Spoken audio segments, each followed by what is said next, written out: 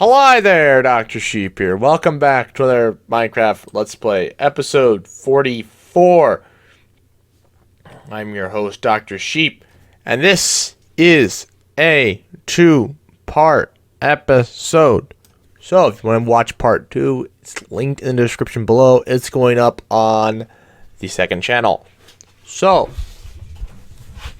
on the gaming channel, you get 2 weeks of this. So there's 2 episodes of this, split. That's it. It's all going to the gaming channel, so it's gone. It's dead. So I don't know what to tell you. Okay, that's what's happening. Anyways, since the last episode, not much, if anything, has really happened. Actually, nothing has happened because I literally just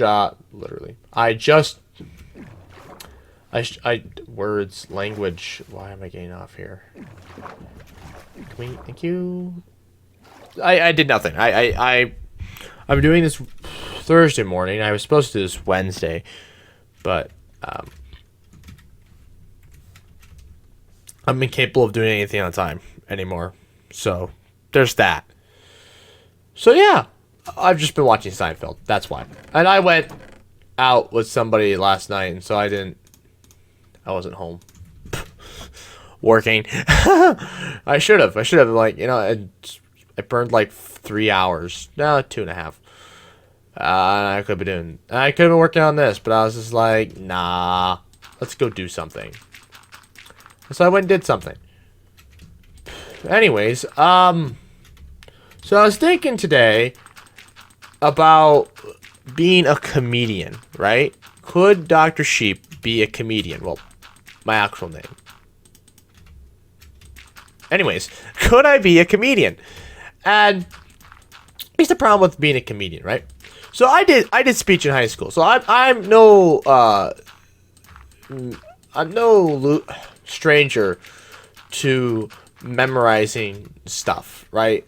I'm not memorizing large amounts of words. But the problem with that is a speech flows together, right? So like I did entertainment speeches, which is basically a comedy act, but with structure. And so doing an actual comedy act where there technically doesn't have to be a structure, I don't know if I could do it. And I guess I don't know, how long does a comedy act you should go for? What, an hour? I mean, I guess if you're good. If you're bad, how long does it I guess goes until everybody stops laughing, right? Or nobody ever laughs ever, not once. But how long does a normal comedy act last? And I was like, the problem here is, right, I tend to ramble, right? And so I can make a joke, but it might ramble on forever and ever and ever and ever and ever. It might not stop. You know? Everybody's like, what was the point? What was the point of this? And it's like, well, there wasn't one. Oh, we're out of dirt. 'Cause I only grabbed 4 stacks, and 4 stacks was not enough. So, yeah, I don't know. I thought about it. I was like, try my hand at comedian. Go to an open mic night. But truth be told, the jokes you say in the shower and the things you think about in the shower don't translate to like, hey, that's actually funny in real life, or hey, that's appropriate for the workplace in real life. Because you're in the shower? Get it? Get it? Laugh, damn it! It's funny. Anyways, for those of you joining us who are like, what is he working on? What is he doing? We're building a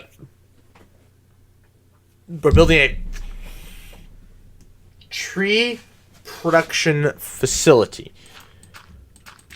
Oh, still an F in there and an A. Ugh. Ugh. And you're like, just call it a... No, I refuse to. I hate them. Because if you build your house in the right spot, you can just go chop down trees all the time. You don't need a place to do that. But I live in a savanna biome, so yeah. That's just where the village was, alright? Normally I'd build it on a river.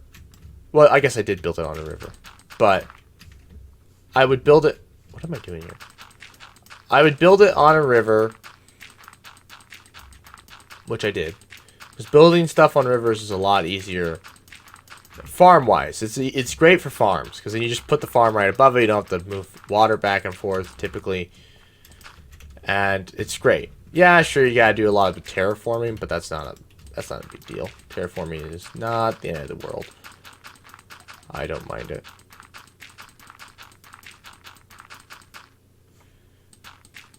Oh, also, I don't know what happened to that spider from Wednesday's. Oh, so yeah, in the Farming Sim Let's Play, let's bring this back up here, actually. I said there was going to be a live stream. There was. Keyword was. And then Phil was like, yeah, my manager needs me to stay late. And I'm like, Phil. Well, and then I was like, okay, maybe I'll do some Mario Kart or something. I didn't do it. I didn't do anything. So, the philosophy live stream has been delayed another week. It will happen. Trust me. So, bring your questions. Be prepared. Now I can actually prepare you for this. Next Wednesday, in theory, there will be a philosophy live stream. Now, Phil and I aren't doing like actual philosophical topics this week, and I don't know if we're gonna do this weekly. If we're gonna do this every other week, I haven't figured that out. I wanted to do it every other week, but we might do it weekly. Not sure yet. I guess with the channel being split, we can do it weekly. Anyways, it's whatever. So for this week, we're doing college. We're just, well, not college, but education. We're going to talk about, being out of education. What has that experience done for us? And was it valuable at all? Now, granted, it's only been like 3 weeks, right? This is end of week 3, I think, of being out of college. And I haven't learned, I still don't have a job. I'm underemployed. I tell people I'm unemployed, like, you have a job at what's the place, where. I'm like, okay, I'm underemployed. I'm still waiting on them to get back to me. Okay, then I'm underemployed. Is that what you'd rather hear, that I'm underemployed? I'm like, what do you mean by underemployed? Like, it's an econ term, right? In macroeconomics, someone like me who has a college degree working a part-time job, or even if it was full-time, I'd still technically be underemployed, because I have a education, and that education means I should be working a job that's more suited for that position, for that degree. So, of which I'm not doing. So, that's the problem. And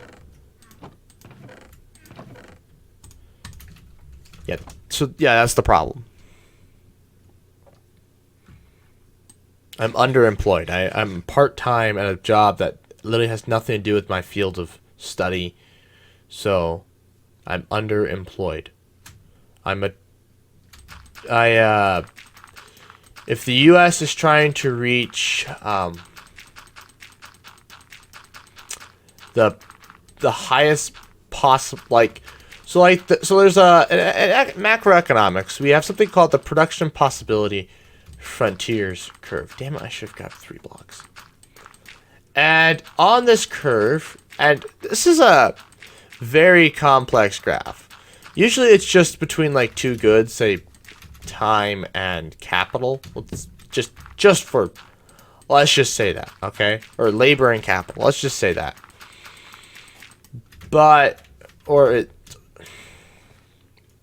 Wheat and textiles. Let's just say that. Let's just do wheat and textiles. Usually in your basic courses, that's what it is. It's 2 very basic goods, and it's the trade-off. You can produce so much wheat. In exchange, you can only produce so much textiles. So if you produce all wheat, you can't produce textiles.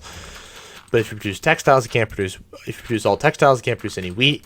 And then it gets into trade theory. But the point is, if you're on this curve, if the U.S. is producing on this curve, then everything is being used to its maximum efficiency. Seriously? Wow. I can't believe we're short by 2. then everything in the economy is working at peak efficiency. Okay? And if everything's running at peak efficiency, then we will be on this curve. Okay? However, let's say everybody in the US is. But let's say everybody in the US is where they should be. So let's say Phil gets a job in his field and it makes sense, okay? All right? Then we're using our resources to its fullest advantage. But then let's say that I graduate college, all right? Once you graduate college, you're now in the view, or high school or whatever, you finish your education. Now you're being viewed as, oh, okay. Well, because when you're in education, you don't really count in the statistics, if that makes sense. You're excluded from this world around you. And yeah, you don't count. Everybody looks at you like, yeah, you don't count. The economists would be like, yeah, you don't count. So buzz off. End of discussion. Do we have glass? Are we out of glass? No, there's some glass. I think there's also some glass in Oreo. I'm just putting out an outline of glass for the time being. I'll probably build the actual glass walls in the future. That's gonna take forever, but it's whatever.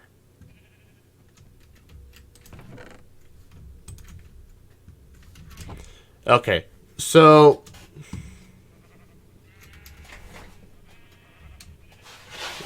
something's crawling on me. Anyway, so when you're being educated, so in college, high school, whatever, you are technically not a part of what they would look at for, like, say, labor statistics or whatever.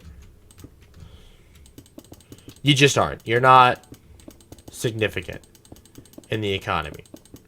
Okay, and let's just assume that these people, yeah, we're not counting them. Let's just assume we're not counting them. Even though you very well could. They could, but see, that's the thing. They are fully employed. Their resources are fully being used to learn. That's why it's called full-time education. Part-time education, well, that's a problem. Because you're probably working, if you're doing part-time education and part-time work, or even if you're doing full-time work, that full-time work is not what you could potentially do.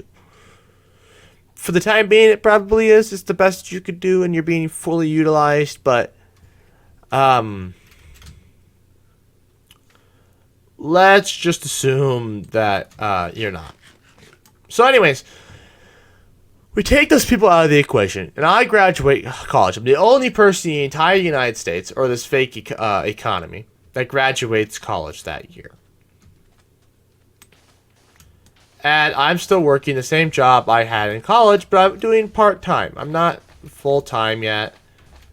And so I'm just working it. You know, trying to make my way in the world. I am underemployed and underutilized if I do not go and get a new job. Whether I'm part-time, full-time, doesn't matter. I am underutilized because I have a degree.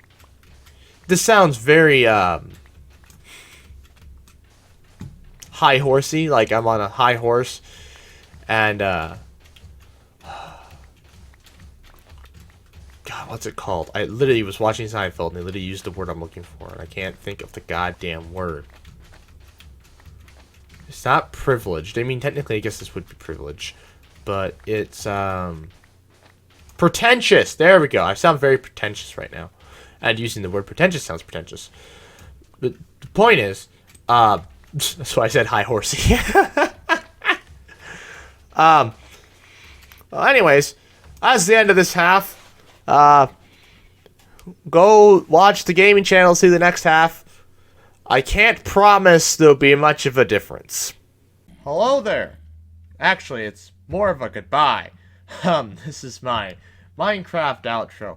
Anyways, make sure you subscribe so that we can hit our 10K goal, so we can plant 100 trees for subs for trees. Otherwise, stick around for the next 20 seconds to give me that sweet, sweet watch time.